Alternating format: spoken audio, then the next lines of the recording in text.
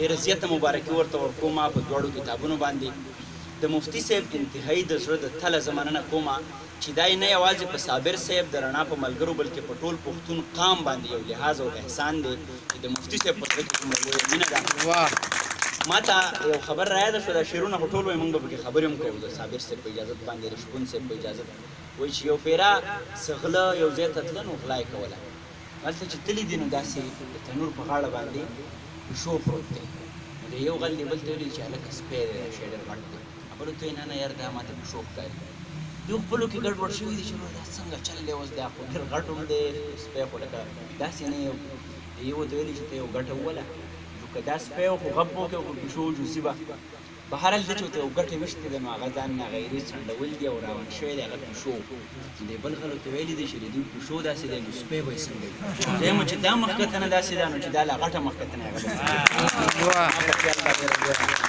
صابر صاحب ستاسو د شپون صاحب او زمونږ باچاجي یو څو شعرونه ویمه وایي او دا د مفتي صاحب ته ډالۍ وي لکه سپین غر چې د ځمکې نه اوچت دی.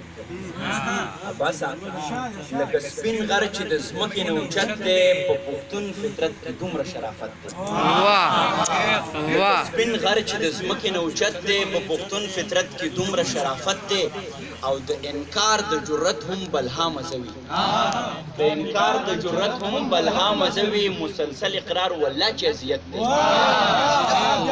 انکار د جرأت هم بلها مزوي، مسلسل اقرار والله چې اذیت دی. او د نشو او تماشو به څه لذت وي، د نشو او تماشو به څه لذت وي، د لذت انتها څه د اطاعت دی. د نشو او تماشو به څه لذت وي، د لذت انتها څه د اطاعت دی. او چې د یار نوم مې څوک اخلي ورپسې ځم، چې د یار نوم مې څوک اخلي ورپسې ځم، د اجمل سره مې دا مشابهت دی.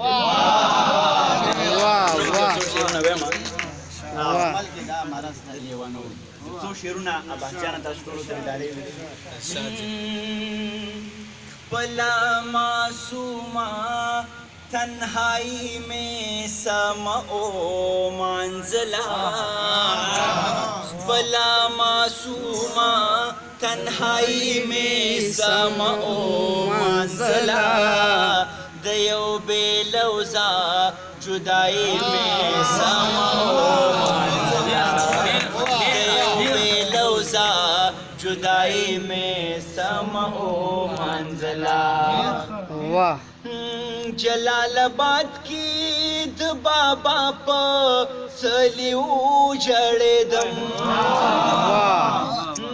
جلال آباد کی د بابا په څلیو جړېدم، د خدمتګارو باچائی میں سمعو منزلہ، لوزا جدائی میں سمعو منزلہ. واہ جی. ستا دروستی پیغام ړومبی تورې مې بیا بیا ښکل کو، ستا دروستی پیغام ړومبی تورې مې بیا بیا ښکل کو، د غانم ګړې اشنائی میں سمعو منزلہ، د غانم ګړې اشنائی میں سمعو منزلہ، د یو بے لوزا جدائی میں سمعو منزلہ. پیالی میں خی نوش کړې او بیا مې په سر ماتې کړلې، پیالی میں خی نوش کړې او بیا مې په سر ماتې کړلې، د نننۍ شپې برائی میں سمعو منزلہ، بے لوزا جدائی میں سمعو منزلہ. باچاجي شعر دی چې د اجدها کومې کې واوښته مشین د خندا،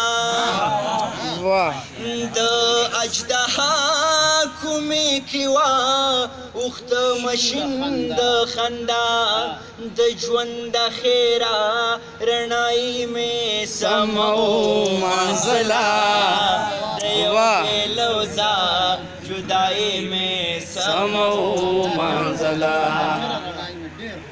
د اجدها کومې کې واوښته مشین د خندا د ژوند د خیره رڼایي مې سمه ومانځله د یو بېلوزه جدایي مې سمه ومنزله مختره جي چې رښتیا رښتیا دي د غیرت چغه مې پرې نه ښوده واه رښتیا رښتیا دي د غیرت چغه مې پرې نه ښوده افغان دغه ګویایي مې سمه منزلا